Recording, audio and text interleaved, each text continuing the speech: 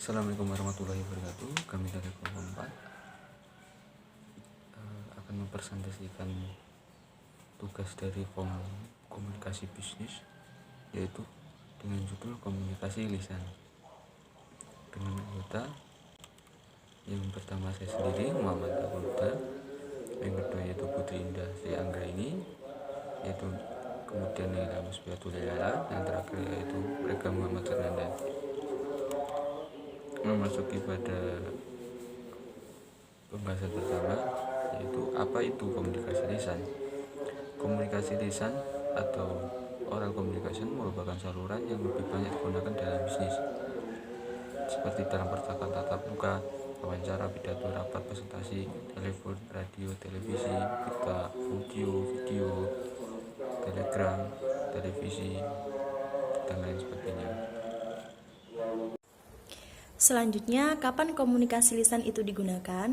Komunikasi lisan digunakan apabila yang pertama, diperlukan umpan balik secara langsung dari penerima, yang kedua, pesan relatif sederhana, yang ketiga, tidak memerlukan catatan sebagai dokumen, dan yang keempat, audiens dapat dikumpulkan dengan mudah dan ekonomis, serta yang terakhir, ingin mendorong interaksi untuk memecahkan suatu masalah dan pengambilan keputusan. Untuk pembahasan berikutnya mengenai keunggulan dan kelemahan dari komunikasi lisan. Yang pertama, mengenai keunggulannya.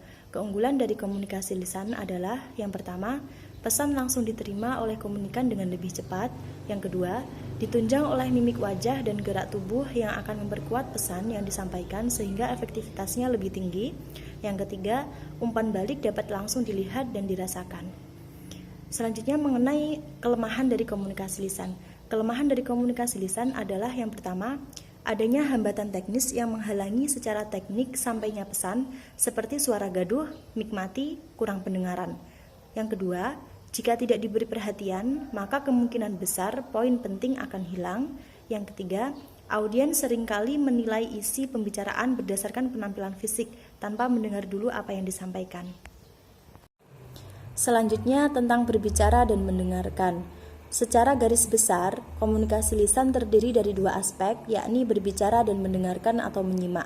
Aspek yang pertama berbicara, yaitu menyampaikan informasi yang dilakukan secara lisan melalui pengucapan kata-kata. Aspek yang kedua, mendengarkan atau menyimak, yaitu menerima pesan secara aktif melalui suara dengan menggunakan indera dan juga pikiran. Berbicara dan menyimak dapat terjadi dalam satu, komunikasi lisan antar pribadi yang hanya melibatkan dua orang. Dua, komunikasi lisan dalam kelompok yang melibatkan audiens yang lebih banyak. Selanjutnya yaitu keterampilan mendengarkan. Untuk menjadi pendengar yang baik, variasikan cara Anda untuk mendengarkan agar sesuai dengan situasi yang dihadapi.